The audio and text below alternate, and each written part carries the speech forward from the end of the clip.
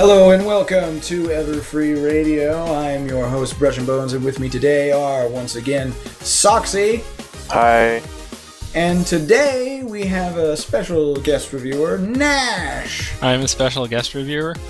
Well, not Super really. special. But you were the only person I could find on such short notice after everyone else decided to skip town on me. So, Congratulations, you're in the reviewer seat. Mwahaha, the review is mine. Ha ha ha. Today the kittens shall reign supreme. Yes. The kittens. I still insist on puppies. No.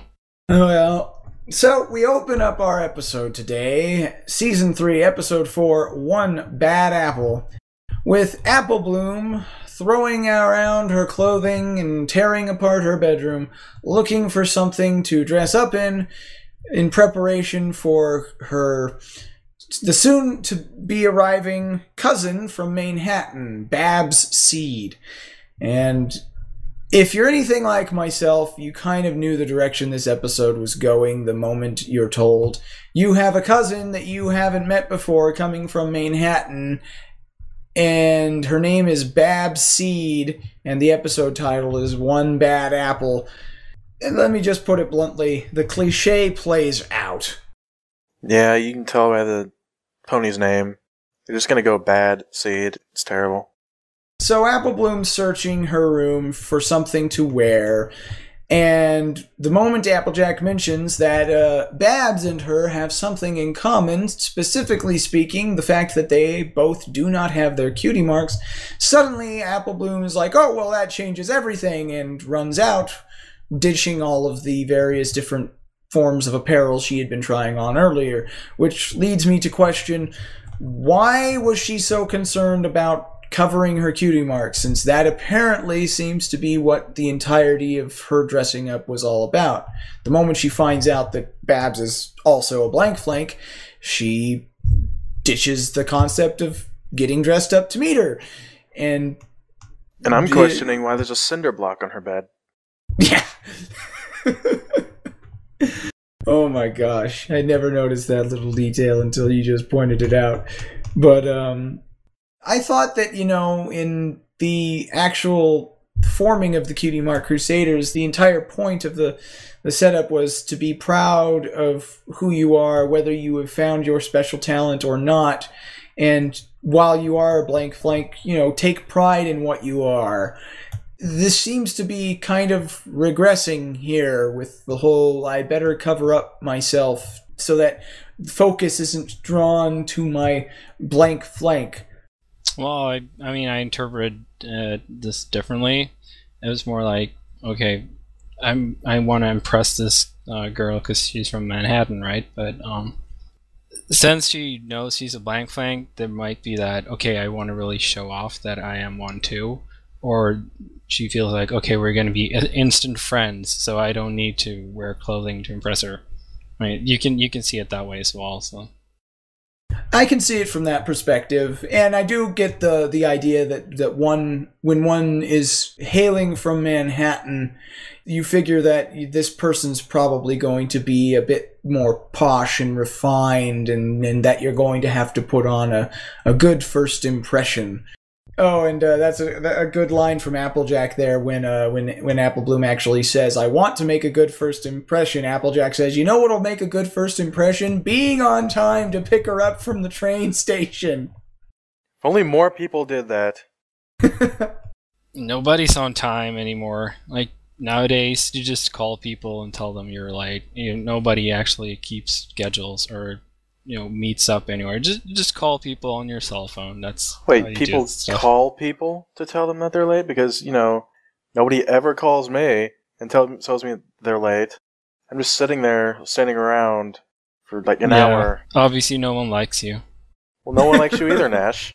I'm sitting here not liking you right now. That's fine. I'm a robot. He does not feel any emotions except when they activate by exposure to kittens. Otherwise, he is completely without any form of response to your hate, I guess. This kitten here is going to not like you too. Haters gonna hate.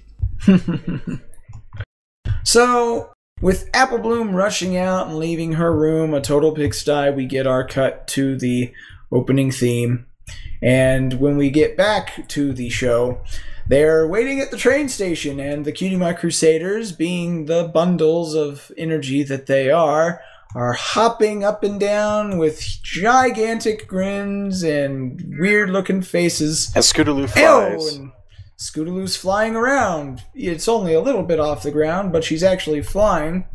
Also, we get another of those adorable little squeaks from Sweetie Belle when she says she's so excited she's fit to burst. And Sparkles. Sparkles all over the place. Napple was just glaring at her. Yes.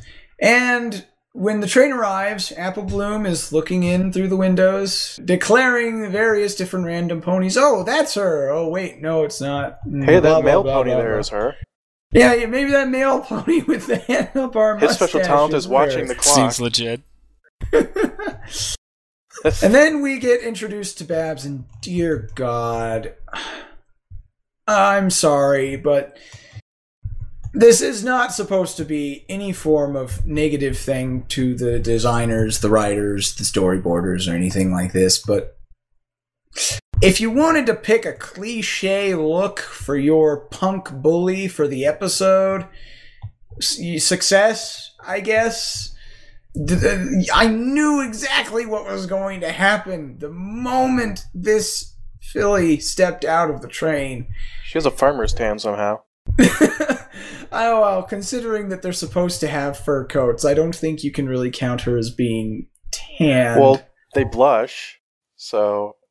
Well, I think that's more just an animation convention to show that they're blushing, despite the fact that they're supposed to have fur coats. And she has freckles. And bacon. Well, that's kind of an Apple family thing. Apple Bloom doesn't have freckles. And the bacon hair. The bacon-colored hair.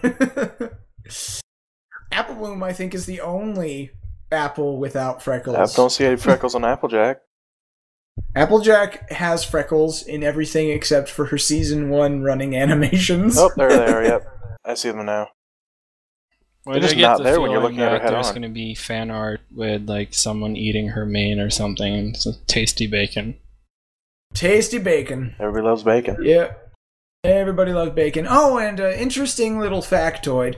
The voice actress for Babs Seed is one Brianna Drummond. Now, attempting to search for Brianna Drummond online has yielded no results, so forgive me if I'm wrong in this assessment, but if Brianna Drummond happens to be related to another person in the voice acting industry, specifically Brian Drummond, then we may in fact have both the child of Goku and a relative of Vegeta's in this episode.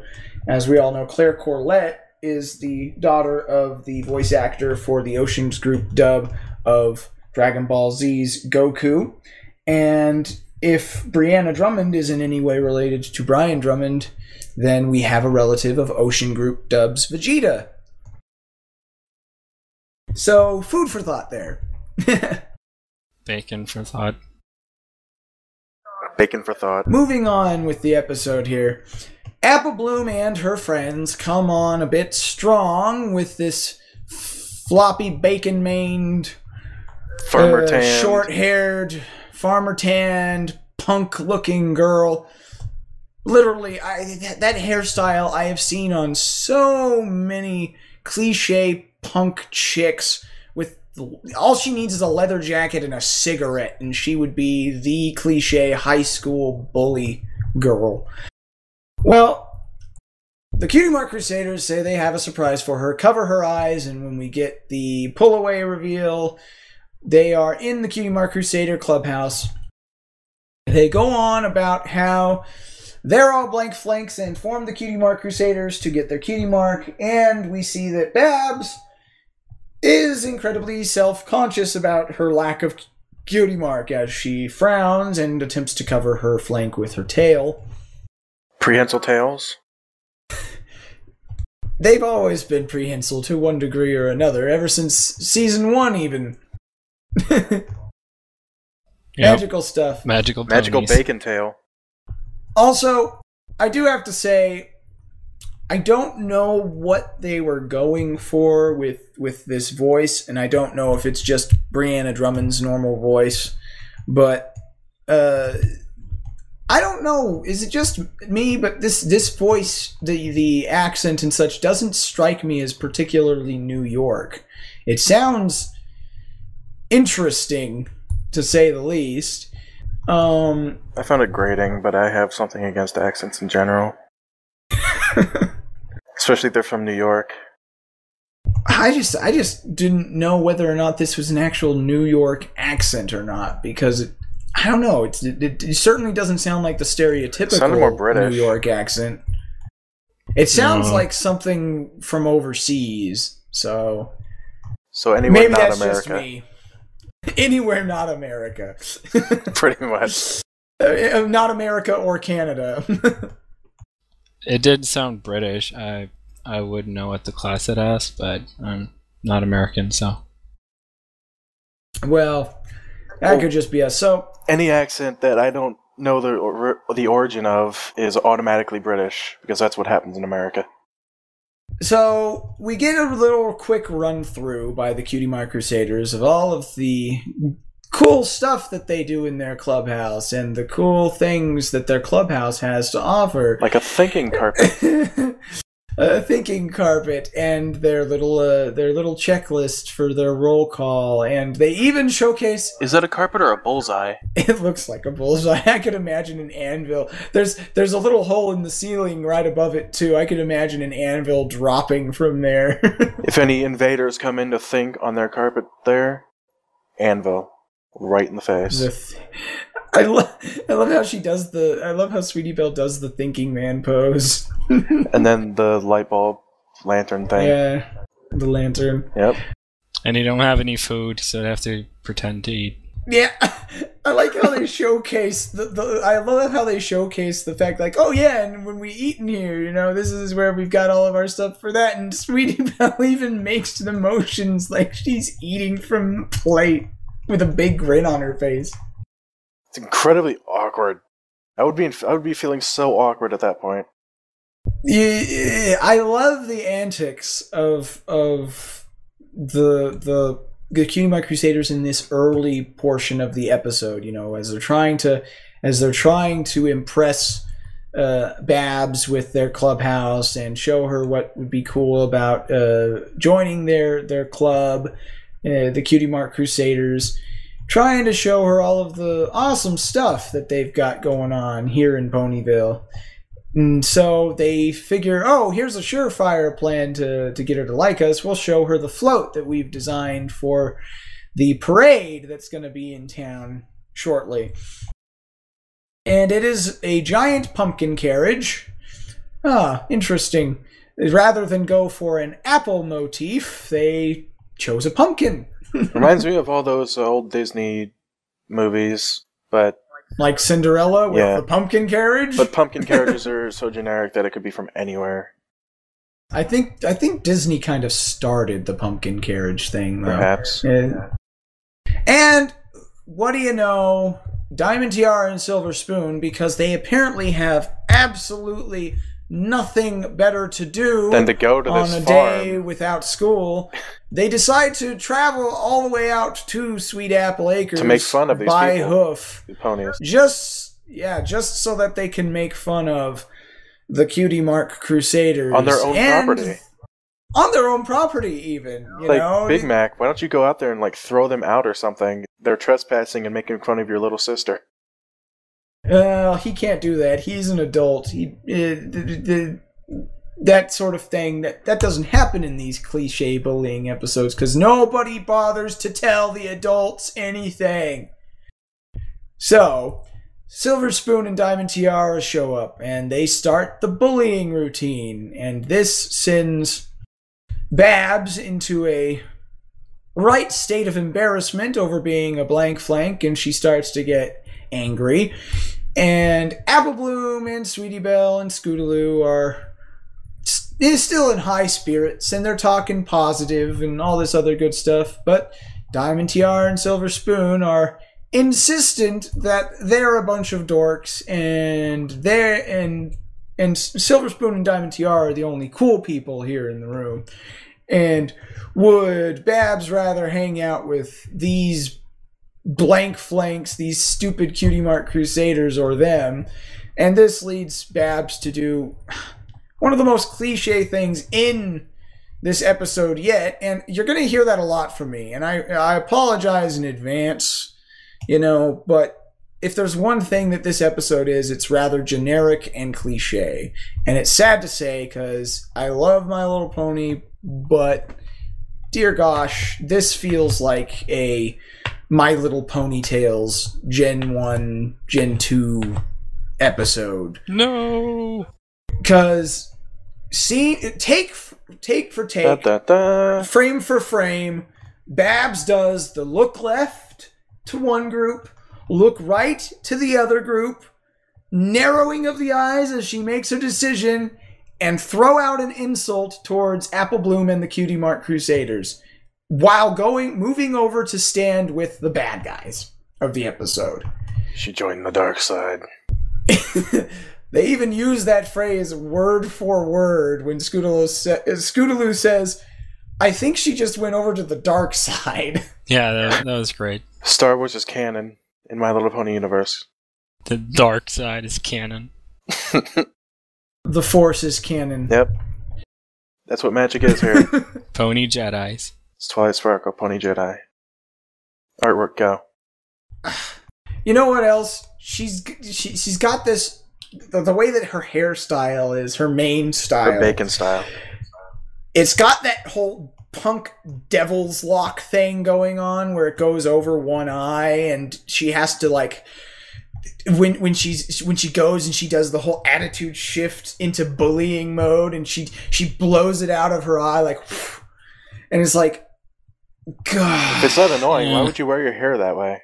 It seems really impractical. Like, why? It is. You know what's fun? Making yourself blind in one eye all the time. It's fun. Now, it's not like quite a full-blown devil's lock, because then they would have probably animated her with her eye, like, hidden the entire time. But it's not emo. It's not quite to emo levels. So, this situation, having gone over to the dark side, Babs, her first little action to ruin the day of the Cutie Mark Crusaders is to single-hoofedly destroy their float by knocking off the front wheel, which sends it careening out of the barn and down the hilly slopes of Sweet Apple Acres, completely and totally destroyed. That was a good float, too. I was surprised. I thought it'd be some kind of ramshackle thing. And you gotta wonder, the entire time, Diamond Tiara and Silver Spoon are laughing, and you get the feeling they aren't really impressed by Babs so much as they're probably chuckling to themselves saying, look how hard this blank flank is trying to be one of us. Isn't it just adorable? Because that's the mindset of these kinds of people. That's the mindset of Silver Spoon and Diamond Tiara. Because if you remember, they have this, like, almost racial prejudice against blank flanks. So Babs simply, quote-unquote, joining their group, an offer of which is really surprisingly out of character for Diamond Tiara and Silver Spoon. But Babs joining their group seems less like we're going to teach you how to be a villain than it seems to me. And this is my own way of trying to, like, justify the episode as a little bit less cliche. It seems to me like they're trying to basically manipulate Babs and get a good laugh out of Babs trying so hard to be one of the bullies instead of the bullied. I mean, she's a useful puppet. She can do their dirty work pretty much. Yeah, they are the puppet masters, and they don't get in trouble. Babs is the puppet. Well, neither does Babs, but that's because nobody tells the adults anything, because snitching's bad. Snitching never solves anything. except it always solves just about everything. When you're a child, you don't have the level of control or authority to get these kinds of problems solved by yourself. And there have been several different shows that have tackled the bullying issue in a different way. But when you're a kid, when you're little, especially when you're smaller physically than the person that's bullying you, as Babs is bigger than any of the Cutie Mark Crusaders from a physical standpoint. Too much bacon. Not by much. And she's obviously strong. She used one foreleg to knock off a wooden wheel on a freaking carriage float for the parade. So It's all that bacon, man. when you're a child and you have no way of physically defending yourself from a bully, the only recourse you have is to tell the people who actually have the power to do something about the situation. Or alternatively, cut their brakes. Well, no, that's the wrong way to go about it, but we'll get to that in a moment. So, Babs having joined up with Silver Spoon and Diamond Tiara, and I imagine that in the in-between scenes, whenever she's hanging out, she's acting like she probably acts like a pansied gopher type person, doing everything that they say so that they won't bully her. But we don't get to see any of that. We just get to see her bullying the heck out of the Cutie Mark Crusaders. So they try to figure out what they're going to do about the situation. Sweetie Belle's going to be the only person who's the voice of reason in this episode, as she continues to say, "Let's go talk to one of the adults," and Scootaloo and Applebloom continuously say, "No, because that's doing exactly what would make us dumb in Babs's eyes, which really shouldn't matter since she's being a big bully, but..." You're already dumb in her eyes anyway. Yeah, it's like, she's already making fun of you, Applebloom. She already considers you lower than her. Is it really a big deal if the opinion of a bully is going to... Is it really that much of a big deal if a bully's opinion of you drops further by you going to the authorities, by you going to people who can actually make a difference? But snitches get stitches. Oh yeah, snitches get stitches. You know what used to be a remedy for that sort of thing back in the day? Prison? No, being able to spank your kids. Oh, okay, yeah, that works too. You know, I admit we're being progressive, and nobody likes child abuse or beating on people. But you have to show bullies in some form or another that their actions will have negative consequences, and it has to be a negative consequence that the bully actually cares about. I don't know. Generally if I were a bully, speaking, I wouldn't want to go to prison.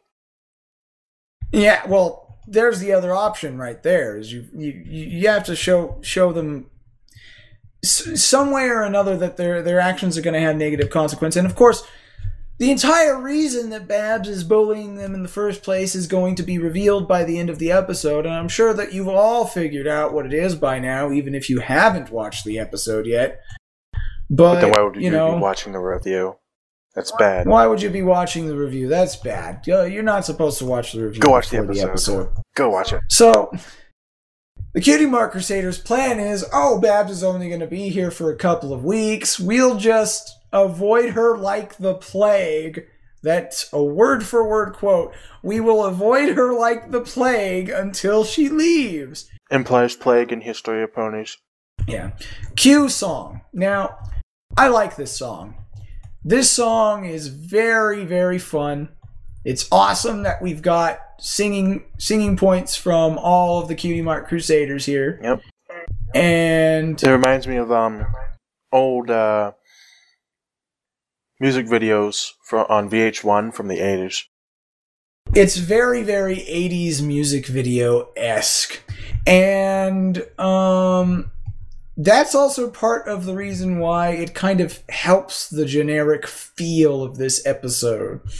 Is it feels so incredibly 80s, and the plot is so incredibly cliche that it honestly feels like this could have been an episode of My Little Pony Tales. And also 80s, because I'm pretty sure in the 80s they had a big drive against bullying at some point.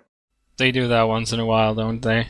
During the music video segment, they hide in a theater, and I'm going to note, in the background, this theater has only a few ponies, but I'm going to take note, Dr. Hooves here seems to be on a date with somebody, and it isn't Derpy.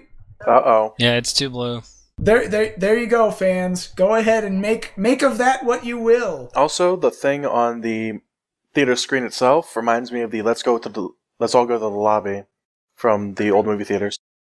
Yeah, that was a good reference right there, the let's all go to the lobby reference. Yep. I think one of these ponies are sitting like a human, and like the front hooves are like like sitting on a couch with your arms against the backrest. So it's like the new Lyra. One of them's leaning back with her arms propped up on the backrest as if she was sitting like a human. And then there's Colgate. Barry Punch is in the very front by her onesie, just eating some popcorn, and then Colgate and a unnamed unicorn pony of some sort are sitting in the back. So there are a whopping six ponies aside from the Cutie Mark Crusaders in this theater. I can't imagine this is a very popular movie. Well, I mean, I wouldn't want to watch a movie all about Let's Go to the Lobby. Going to the lobby is not a very good movie. Or either that, or the Cutie Mark Crusaders happen to come in during the intermission. I do like the little visual gag here that they have of Babs pulling the actual film reel, and the candy and soda and popcorn getting scared because Babs pulled the film reel, and then in the next shot Babs has taken the popcorn and the soda and the candy, who are all screaming like, "Help us! And we're gonna be eaten by this bully." No further along, she's actually drinking out of the soda. Yeah, she's drinking out of the soda, and he's going, "Oh my gosh, help me!" That was a nice little visual touch. Yeah, I think the song segment was well done. I enjoyed it, and the song segment's very well done. I agree. And they had the three little piggies, and Babs is wearing Scootaloo's wolf costume. Yeah.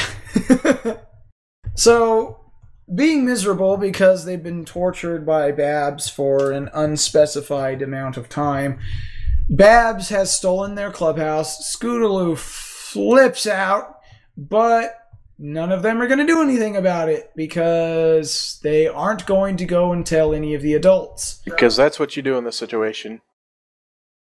And the sheer horror of the situation has upset Sweetie Belle so much that we get a fountain of tears from Sweetie Belle. And she screams. To the point to where that Apple Bloom actually had to pull out an umbrella she had apparently had on hoof just for the situation. This must happen a lot. Oh, poor little Sweetie Belle. So, she's the crybaby of the group, but it makes her so adorable. Gotta have that salt for that bacon they're apparently having. Salty tears. You're going to go on about the bacon main. They are considering what they're going to do in order to basically pay back, solve the Babs situation. Sweetie Belle once again throws out the adult names. They say no. And so instead, they come up with an alternative plan related to the floats setup. Also, in our cutaway shot, we see Sweetie Belle's and Rarity's dad is apparently out fishing at the lake. At Sweetie Belle's house, Rarity's parents' I'm confused. house. Didn't they come to visit Rarity? Well, they were going on vacation. Oh. And so they left Sweetie Belle with Rarity for a week. I guess they live in Ponyville, but it's just they were there to drop off Sweetie Belle, and then they left on vacation. I was confused. Yeah, I figure that Sweetie Belle probably lives with her parents in Ponyville, and just spends a lot of time hanging out over at Rarity's place, but actually like lives with her parents. So we get a shot of Sweet Apple Acres at night. And Babs is sleeping in Apple Bloom's bed, while Apple Bloom has a little stack of hay and some newspaper serving as her bed on the floor there. And so she sneaks out of the bedroom to go and help her friends on their new float setup. AKA cutting the brakes. Yeah. So the new float setup is going to include this golden powder. And Scootaloo makes a show of blowing off the powder and covering Sweetie Belle with it. Sweetie Belle, of course, looking like a golden statue, takes the opportunity to pose a bit for the camera. Golden Sweetie Belle is going to be a meme. There will be fan art. There's a nice little gag here while we have the fixing up the float montage where Scootaloo gets a wrench-shaped grease mark on her flank and thinks that, oh, I've earned my cutie mark, and Apple Bloom goes, no, I don't think so, and rubs it off with her hoof. And let's not forget the A-Team reference. Yes, the A-Team reference. There's a very nice little reference to the A-Team theme here. Very similar sound-alike bit. Yeah, and the whole setup is like every A-Team episode ever. They're in like a shack or something, and they're building some sort of vehicle. T-Sparkle, guys. T-Sparkle. But Sweetie Belle has been in her golden form the entire time they've been making this new float. And they work all through the night, and they get it set up, and something sinister's going down because Scootaloo's got this look on her face, and then they all give themselves a cowabunga high five. Or I guess it's a high one, since they don't have fingers. Cutie Mark Crusader break cutters, yay. So apparently the plan is to make the most awesome float ever, to entice Babs to steal it. And unfortunately for Babs, she'll soon find that there are no brakes in this gold. Is it an apple now, or is it a pumpkin still? It's an apple. Yeah, so it's a golden apple. So they started with a pumpkin carriage, and now they have a golden apple. Golden apples are amazing. So they also heal your life to full in Minecraft. They do indeed. Yep. This isn't Minecraft, this is Grand Theft Auto. Grand Theft Auto. I think you mean Grand Theft Apple. Grand Theft Auto Cutie Mark Crusader Edition. Now, what was the purpose of the parade again? What's the parade celebrating? I'm having a blank here. Isn't it like a Harvest Day parade? I see. Wasn't there already a background pony who had a bacon mane that the fandom declared to be called like Bacon and Eggs or something like that? I have no idea. I think she's so, got yeah. She's got a color scheme like similar to Scootaloo.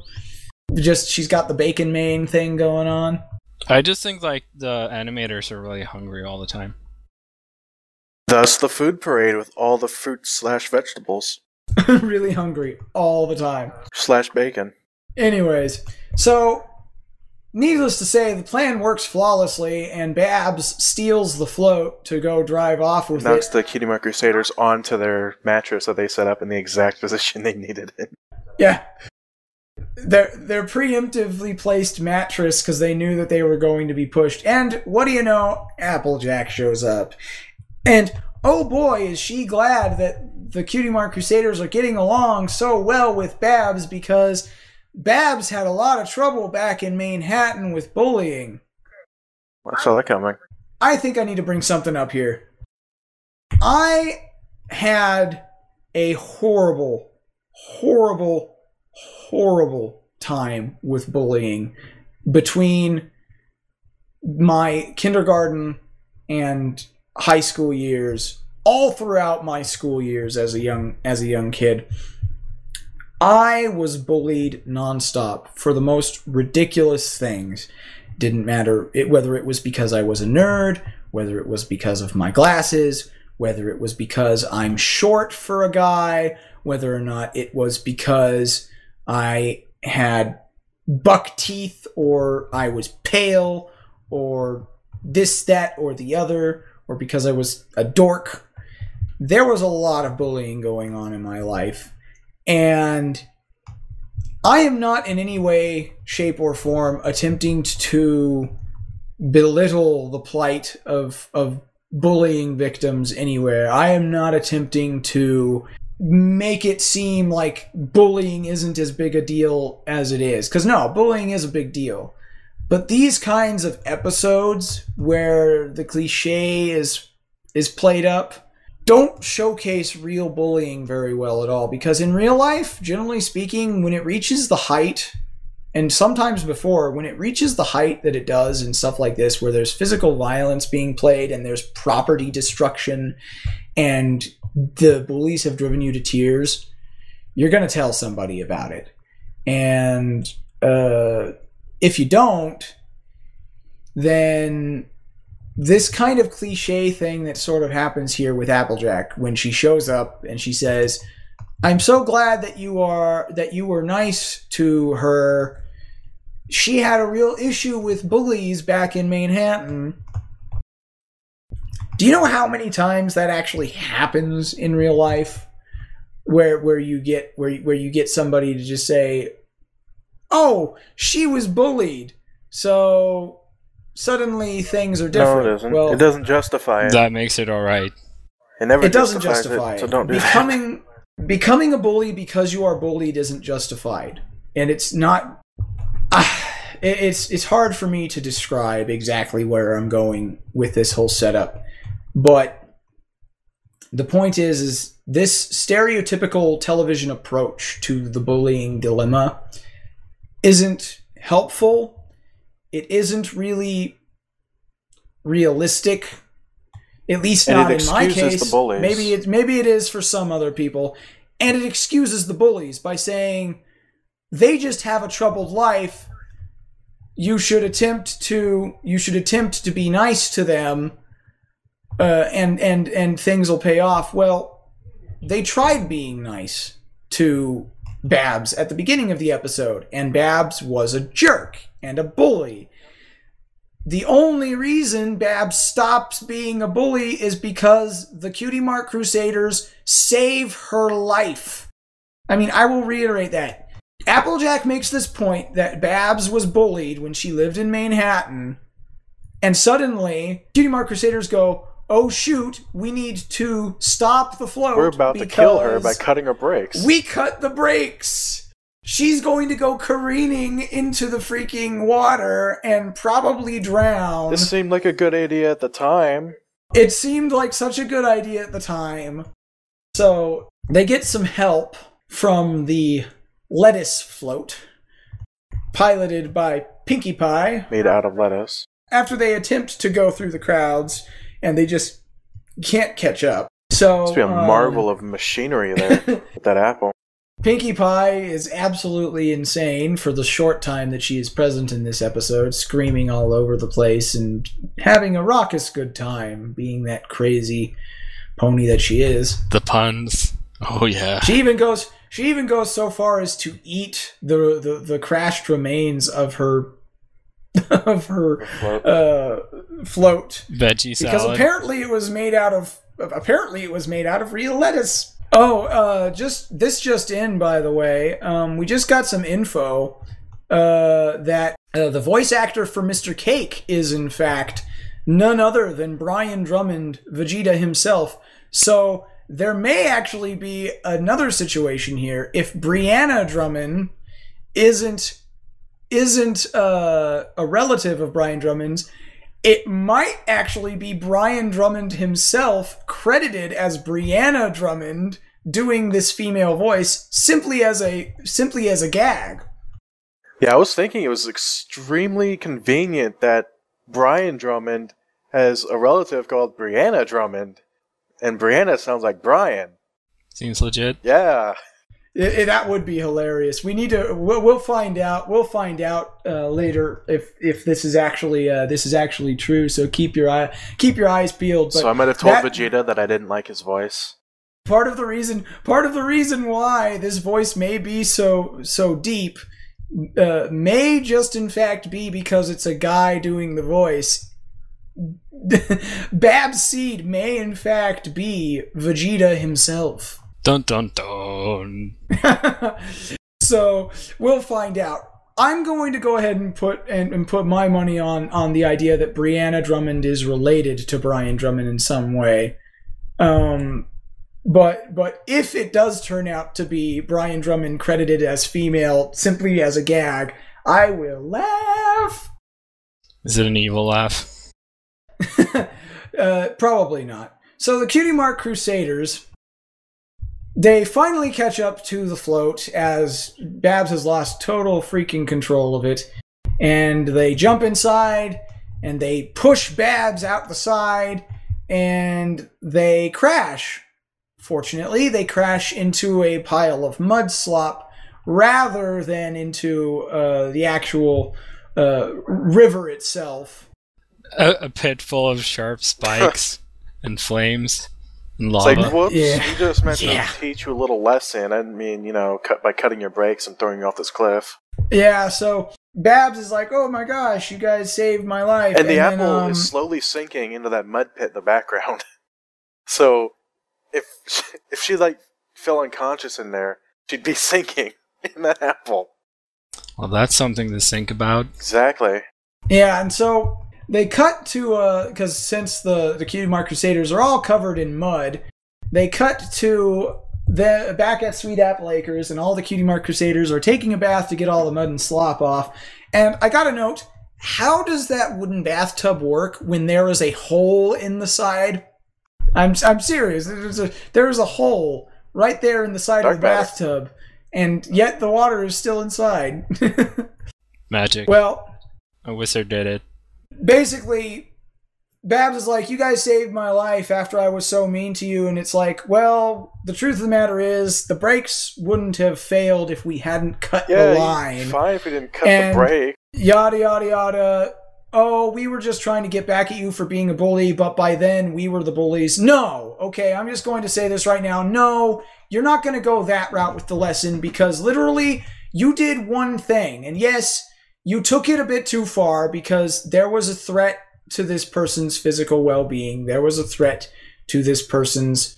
There was the possible threat to this person's life. So while you overreacted, and you could have seriously gotten somebody hurt... Don't go the route of we were the ones being the bullies, because that's different.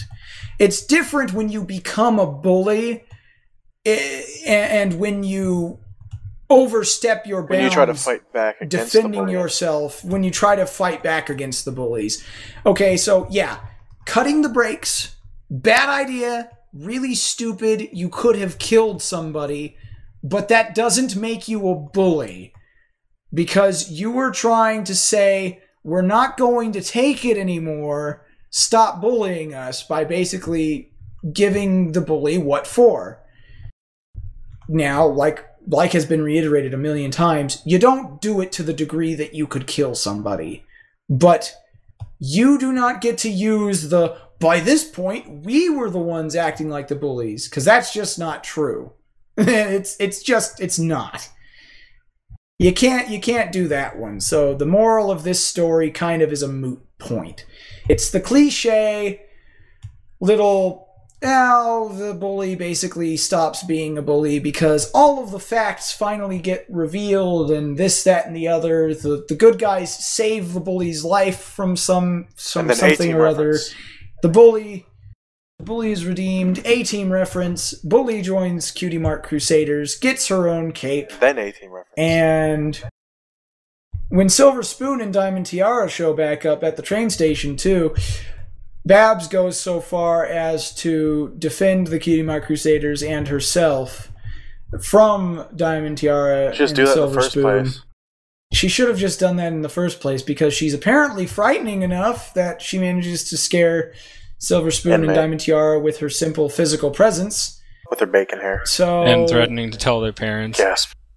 Yeah, and why didn't anyone do that already? Because they seem so terrified of the concept. Like, why? While they're still children, you have to let them know that there are going to be consequences. What's the most frightening thing to a child?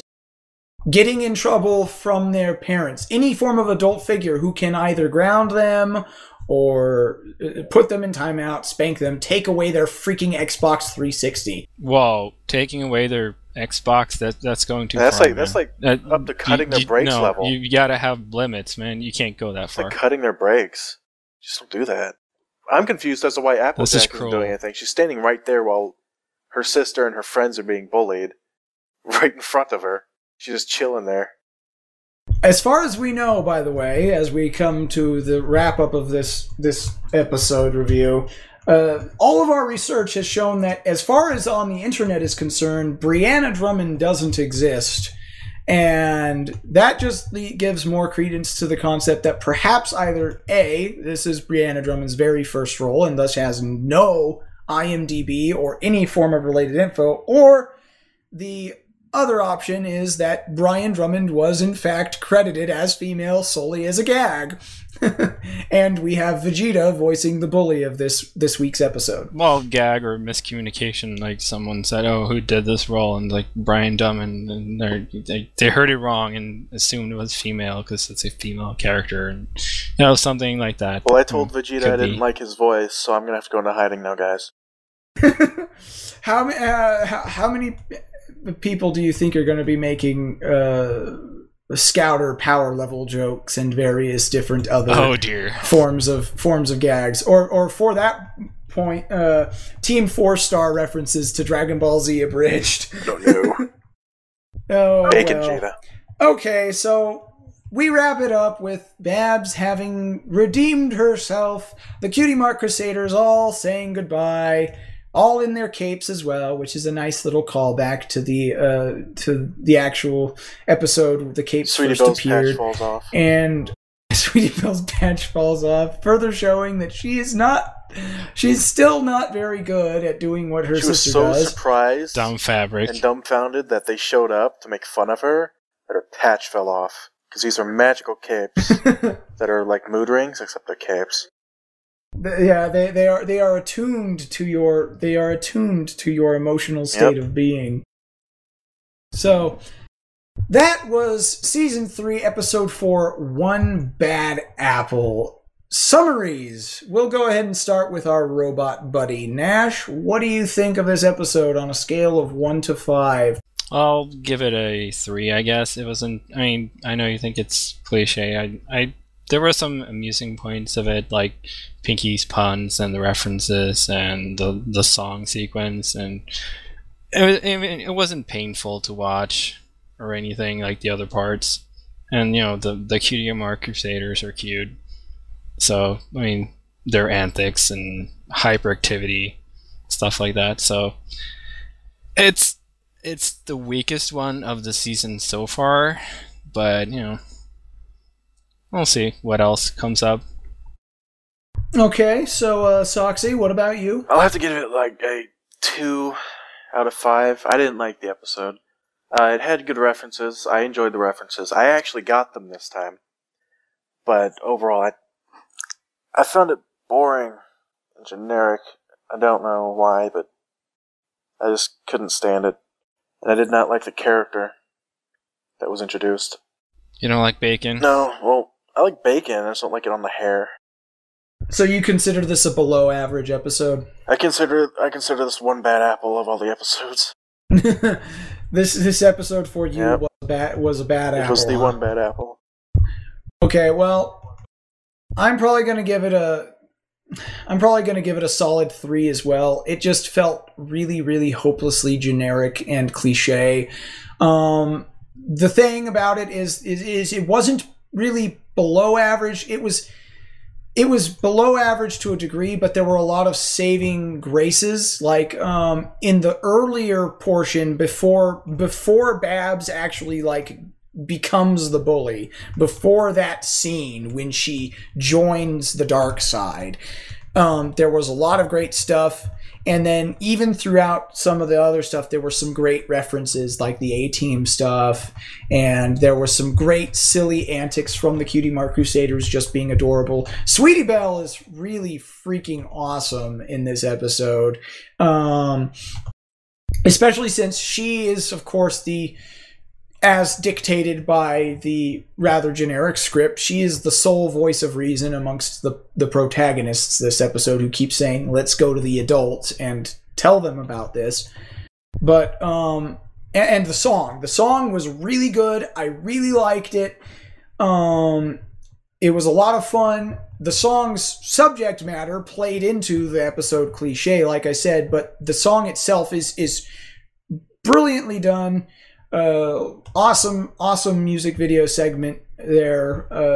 Great lyrics, lots and lots of fun, and that kind of saved the episode from being below average, in my opinion. Gave it a little bit of bonus points, but I'd have to say a solid 3, because I wouldn't watch this episode again. Would I listen to the song again? Would I listen or watch the music video segment from the episode again? Yeah, because that was really good. But the episode itself, I am probably never going to watch this episode ever again, just because it was so pointlessly generic and kind of rehashed. It sort of kind of rehashed stuff that we'd already done, because in season 1 we already had a bullying episode, which was essentially the episode with Gilda in Griffin the Brush-Off. Now, the way that it went about it was different, but essentially it came down to Gilda was bullying Pinkie Pie because Gilda wanted a monopoly on Rainbow Dash's time, while Rainbow Dash wanted to hang out with more than just Gilda, and